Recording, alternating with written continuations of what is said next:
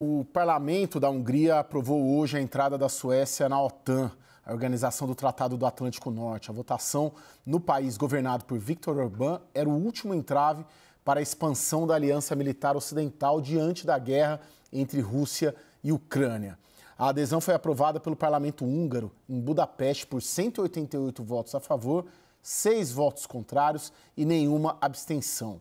A Suécia mostrou interesse em fazer parte da OTAN diante da guerra na Ucrânia e agora deve se tornar o 32º membro da organização. Para que um novo integrante seja incluído, é necessário que todos os países membros aprovem a entrada em votações no Legislativo. A OTAN já se expandiu no ano passado com a entrada da Finlândia, também temendo os avanços de Putin na Europa. Professor Vitélio, qual o significado, o grande significado aí da adesão da Suécia? Caio, quando nós estudamos estudos estratégicos, que são estudos de guerra, nós estudamos em 3 dimensões: tática, estratégica e política. A dimensão desse caso é política. O que o Putin queria, segundo ele, com essa guerra na Ucrânia, era travar a expansão da OTAN. Ele conseguiu o contrário. A OTAN expandiu. A Finlândia tem 1.340 quilômetros com a Rússia de fronteira seca. A Suécia, com a Finlândia na OTAN, significa que a OTAN controla 92% do Mar Báltico. Só sobrou ali a entrada para São Petersburgo, que é a segunda maior cidade da Rússia, só apenas menor que Moscou, e Kaliningrado, que é um enclave. Então, o significado é que, embora a Rússia, nesse momento, esteja avançando em posições táticas dentro da Ucrânia e algumas posições estratégicas, como a Avdiivka, que é uma cidade estratégica porque fica a 15 quilômetros de Donetsk, da cidade de Donetsk, e que, portanto, poderia ser usada pela Ucrânia para atingir Donetsk, que a Rússia ocupa desde 2014. Então, embora a Rússia esteja avançando tática e estrategicamente em alguns casos, politicamente, isso é uma derrota para o Putin, é uma derrota para a Rússia. E a guerra é um evento político. A guerra é uma continuação da política por outros meios, conforme ensina Clausewitz. Logo, existe nesse momento uma derrota política para o Putin, Caio.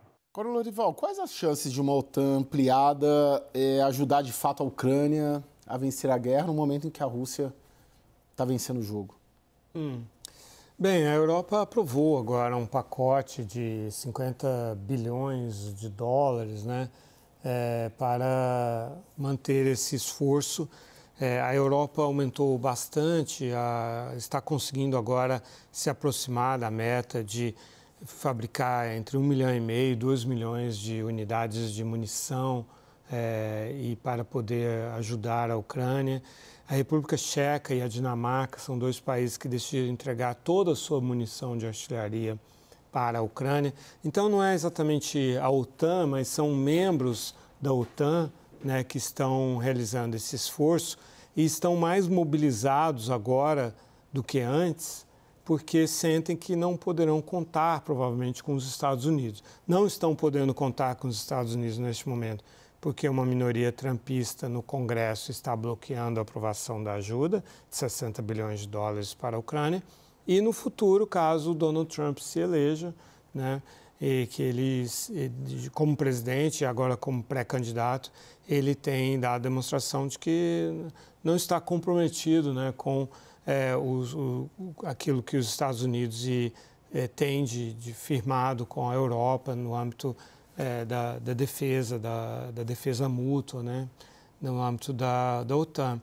E isso está reforçando na Europa o sentimento de que é preciso se defender. Esse é um antigo dilema da Europa, né? Assim, e então, o que está acontecendo agora este ano deve saltar de 11 para 18 o número de países membros da OTAN que atingem aquele patamar de 2% do PIB de investimentos em defesa. E este ano, pela primeira vez, se você soma o conjunto dos PIBs e o conjunto dos investimentos, dá, de maneira geral, nos 30 países, que agora serão 31 com a Suécia, 2% do total. Então, isso é algo robusto, né? É suficiente? Talvez não, para fazer frente a um expansionismo russo, mas é uma evolução muito grande em relação a quando foi estabelecida essa meta, que apenas 3 países alcançavam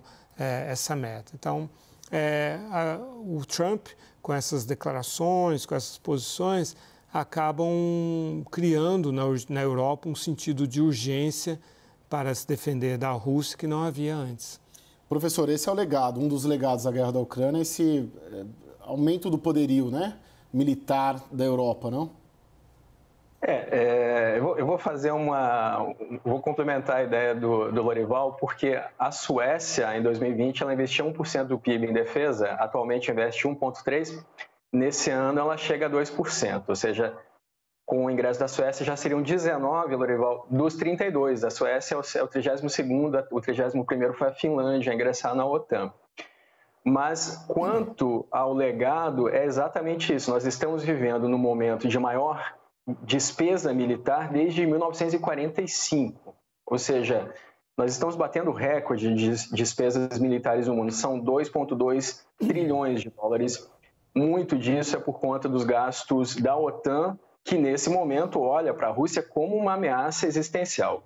O David Cameron, ministro dos Negócios Estrangeiros do Reino Unido, tem comparado este momento com o momento pré-Segunda Guerra, quando o Chamberlain, primeiro-ministro do Reino Unido, e o presidente francês foram conversar com Hitler e cederam para o Hitler os Sudetos da Tchecoslováquia, que o Hitler alegava que tinha muita população alemã ali, cederam em setembro de 1938, voltaram comemorando que o Hitler tinha assinado um pedaço de papel. 6 meses depois, o Hitler invadiu a porção ocidental da Tchecoslováquia. Reino Unido, França apenas protestaram. 6 meses depois, o Hitler dividiu a Polônia com o Stalin, marchou sobre a Polônia e aí começa a Segunda Guerra Mundial. Então, a visão que se tem dentro da Europa hoje é que o Putin não vai parar na Ucrânia. E as declarações do Putin também demonstram isso. Repetidamente, é notória a intenção expansionista do Putin para a Transnistria, para as áreas ocupadas na Geórgia, Ossétia do Sul, Abkházia.